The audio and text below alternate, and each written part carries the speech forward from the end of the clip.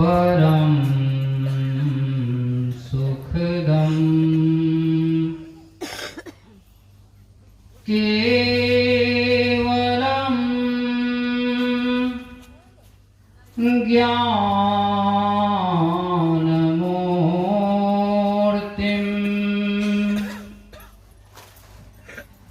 द्वन्द्वातीतं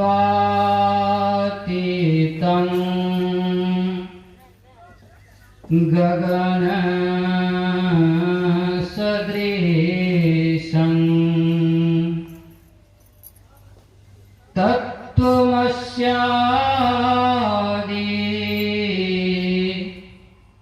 लक्ष्यम्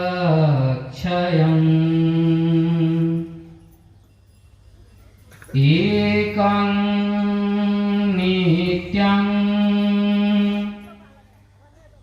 विमलम् अचलं सर्वधी साक्षीभूतम्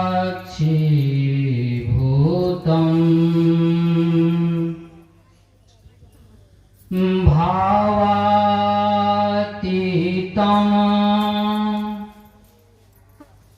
त्रिगुणरहितं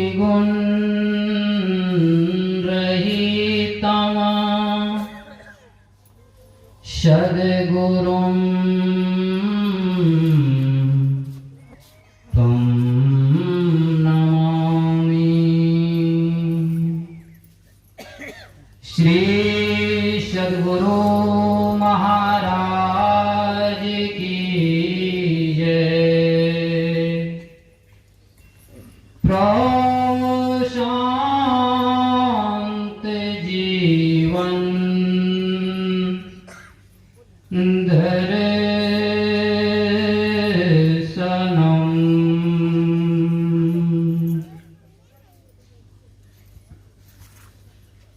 परम पूज्य परमाराध्य संत सद्गुरु महाराज के पावन श्री चरणों में अमितवार प्रणाम। व्यासपीठ पर आसीन पूज्यवर के कर कमलों में सादर दंडवत उपस्थित विद्वत प्रवर संत प्रेमी सत्संग प्रेमी सदात्माओं भक्तिमती माताओं तथा बहनों सबों के कर कमलों में सादर नमन।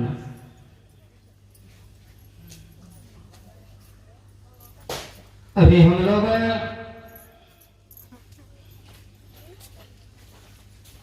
अपराह्न कालीन सत्संग में ज्ञान यज्ञ में गोता लगाने का प्रयास कर रहे हैं। यह प्रयास हमारा सफल हो, प्रयास करने वाला सदैव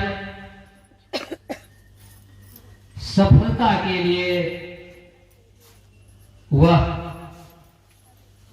सारी यातनाओं को सहते हुए वह उसी कर्म को उसी कार्य को वह करते हैं जिससे कि वह सफल हो जाए। संत सागर में सत्संग में हम गोता लगावें और उस गोता लगाने पर हमें परमात्मा रूपी मोती प्राप्त हो, इसके लिए क्या करना चाहिए? साधारण किसान खेती करता है, अधिक से अधिक अन्न प्राप्त करने के लिए, अनाज प्राप्त करने के लिए वह किसान एड़ी चोटी मेहनत करता है। चाहे उस खेत में जितना उसे खाद डालना पड़े, जितना उसे पानी देना पड़े, जितना उसकी निकाई गुड़ाई करनी पड़े, जितना उसकी जुताई करनी पड़े, उत्तम से उत्तम किस्म का बीज डालना पड़े, सारी व्यवस्था वह किसान करता है। और वह व्यवस्था करने के क्रम में वह किसान कभी थकता नहीं, कभी हार नहीं मानता। तब जाकर करके उस किसान का अन्न का जो भंडार है वह भंडार भर जाता है और वह किसान उस भंडार को देखकर प्रफुल्लित होता है, खिलित होता है, खुश होता है। ठीक उसी तरह से आध्यात्मिक संसार में, आध्यात्मिक जगत में विचरण करने वाले प्राणी व मनुष्य आध्यात्मिक सागर में गोता लगाने वाले जो होते हैं, ऐसे मानवों के लिए, ऐसे भक्तों के लिए, ऐसे त्यागी तपस्वियों के लिए हमारे संत सद्गुरु महाराज ने कहा, कष्ट पड़े चिंता ना करो, ये यूं ही आते जाते हैं, फूल सदा कांटों में खिलते, सेजों पर मुरझा जाते हैं। सज्जनों, आपने खेती किया, खेती के लिए सारे दुखों को झेला, माता अपने सदृश इंसान को जन्म दिया, उसे जनने के लिए मां ने बहुत यातनाओं को सहा। कभी आपने विचार किया कि संत महापुरुषों से मैंने सद्युक्ति ली और सद्युक्ति लेकर करके आंख बंद किया, आंख बंद करने के बाद कभी सामने हम महाराज नहीं आए, कभी सामने लाखों सूरज, लाखों तारे, लाखों चंद्रमा की बात अभी आप सुन रहे थे प्रार्थना के क्रम में। वहां लाखों कहा जा रहा है, करोड़ों कहा जा रहा है, अरबों कहा जा रहा है, खरबों कहा जा रहा है। महापुरुषों ने अंत में जाकर के अग्नित का, उन अग्निता में हमारे और आपके सामने एक भी नहीं आया, नहीं आ रहा है। इसका क्या कारण है? दिन रात हम अभ्यास करते हैं, स्तुति विनती प्रार्थना करते हैं, दृढ़ ध्यानाभ्यास करते हैं। यह परमात्मा की खेती है और इस खेती के क्रम में परमात्मीय संपदा शांति हमें प्राप्त ना हो, परमात्मीय संपदा हमें सुख प्राप्त ना हो, तो यही सिद्ध होगा सज्जनों कि यह खेती करना व्यर्थ है। उस खेती पर विश्वास कौन करे?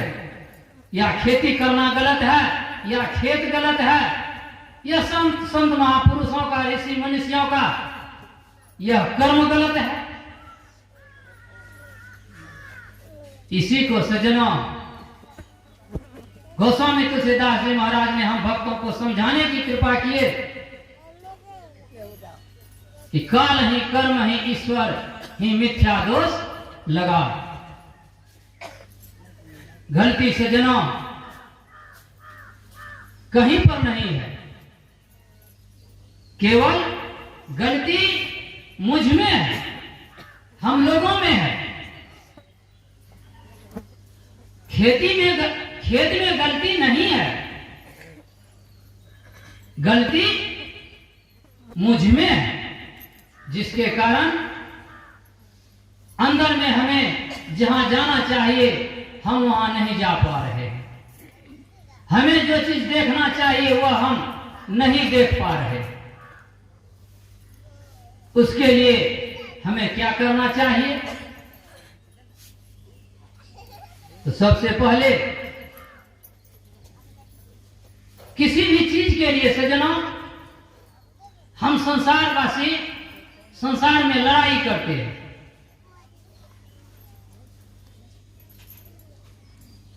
अच्छाई को प्राप्त करने के लिए बुराई को मारते हैं। किसी पहलवान को जीतने के लिए उस पहलवान को हम प्रायश्चित करते हैं। संसार में हम जो भी कर्म करते हैं उसे आप लड़ाई मान लीजिए। आप सज्जनों जमीन की लड़ाई करते करते आप जमींदार बन सकते हैं। पहलवान की लड़ाई करते करते आप पहलवान बन सकते हैं।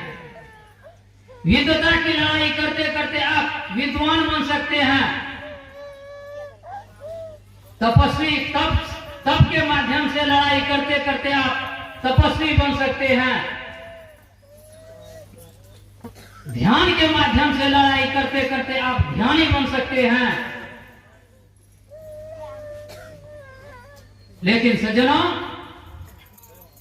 महापुरुषों ने और सद्ग्रंथों ने जो हम सभी भक्तों को उपदेश देने का काम किया कि सच्ची लड़ाई क्या है, लड़ाई हमारा प्रारंभ कहां से हो। जब तक सज्जनों किसी भी लड़ाई का प्रारंभिक स्थिति, प्रारंभिक चिन्ह का अगर यदि हम लोगों को ज्ञान नहीं है तो हम कभी उनसे जीत नहीं सकते। किसी से लड़ने के लिए उसकी स्थिति क्या है, उसका मूल आधार क्या है, जब तक हम उनके मूल आधार को नहीं जान पाएंगे, नहीं समझ पाएंगे, तब तक हम उससे कभी नहीं जीत पाएंगे। ठीक उसी प्रकार इस आध्यात्मिक जगत में, आध्यात्मिक संसार में, आध्यात्मिक सागर में जीत हासिल करने के लिए हमारे संत सद्गुरु महाराज ने बताया कि जपने में लाभ बहुत है, सदा कीजिए जाप, रोग हटावे, भोग भगावे और कटावे पाप। जिस मंत्र का आप निरंतर जाप करते हैं, जिस मंत्र को गुरु मंत्र कहा जाता है, और इस मंत्र के माध्यम से हम जब हम जाप करते हैं, और जाप कैसा होना चाहिए, जिस मंत्र का आप जाप करते हैं और जिस मंत्र पर जिसका अधिकार है, मंत्र पर जिसका अधिकार है अर्थात गुरु, और वह मंत्र और जप करने वाला, मंत्र और आप हो, दूसरा कोई न हो। ऐसा आप जब आप जाप करेंगे तो फिर तब जाकर करके जपने में लाभ बहुत है, सदा कीजिए जाप, रोग हटावे, भोग भगावे और कटावे पाप। जब इस तरह से आप जाप करते हैं, अनादि काल से हमारे और आपके अंदर जो विकार पड़ा हुआ है, जिसके चलते हम बार बार दुख के सागर में ही गिर रहे हैं, तो गुरु महाराज कहते हैं कि जब आप जाप करते हैं तो सबसे पहले रोग हटावे, भोग भगावे और कटावे पाप।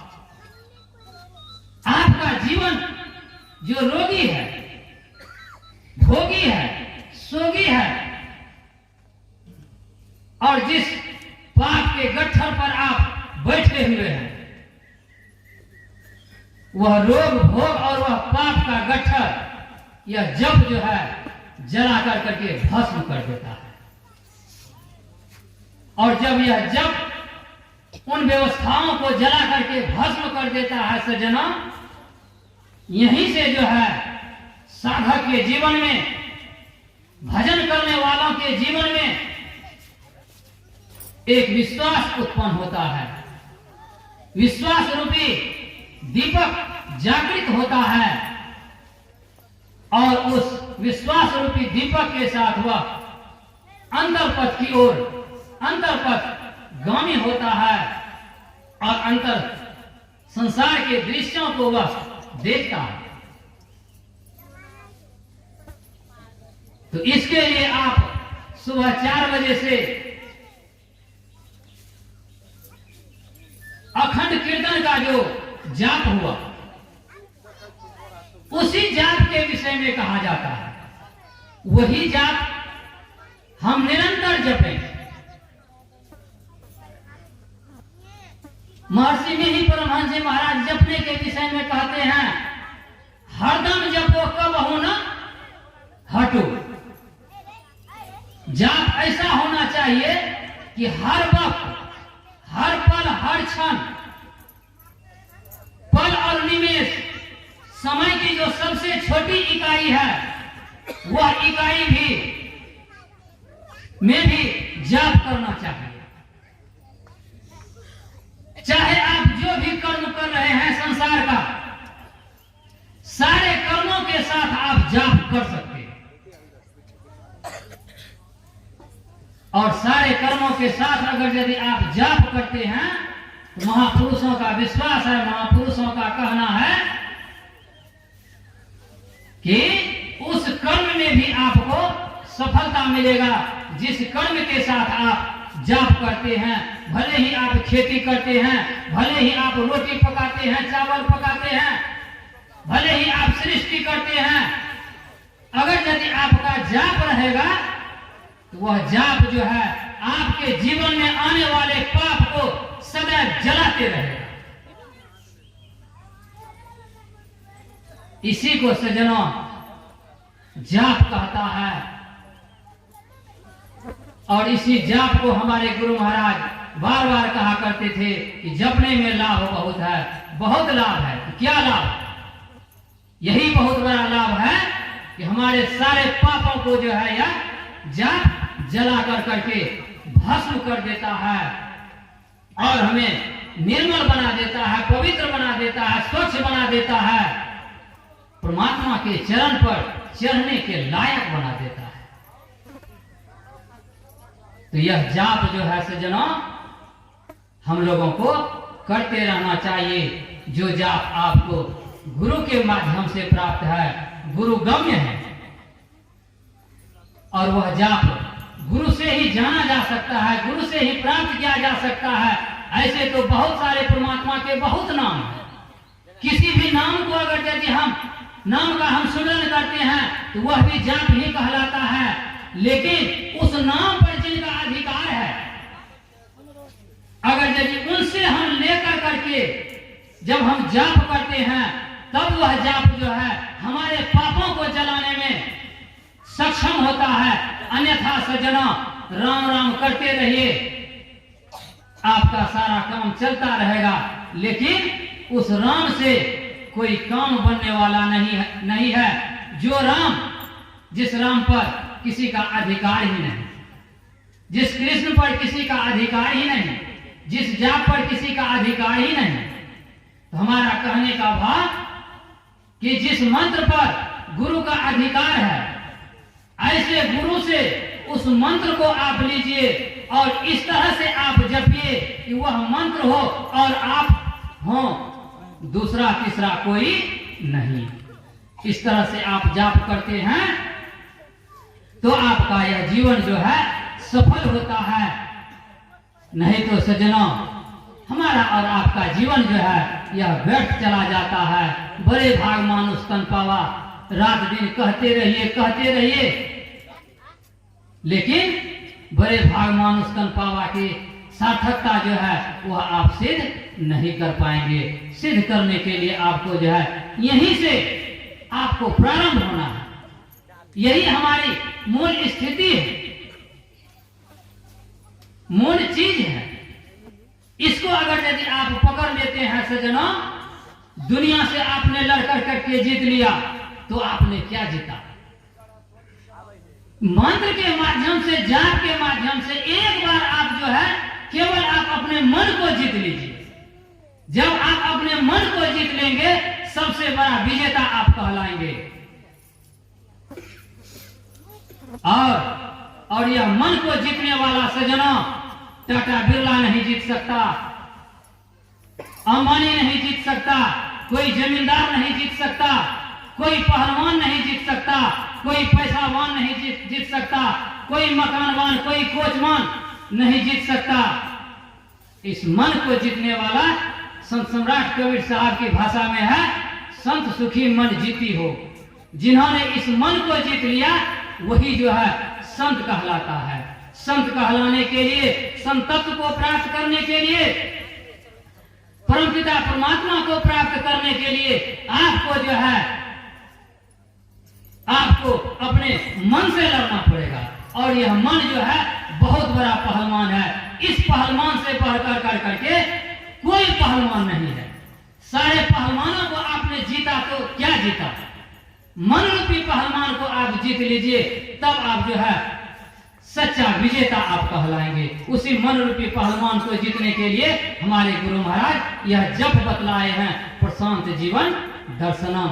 इस मंत्र का अगर यदि आप निरंतर जाप करते हैं तो यह मन जो है सुनते सुनते यह थक जाता है और थक करके यह जो है चकनाचूर हो जाता है सज्जनों। जो ही यह चकनाचूर हो जाता है सज्जनों, फिर जो है इस पर आपका साम्राज्य प्रारंभ हो जाता है।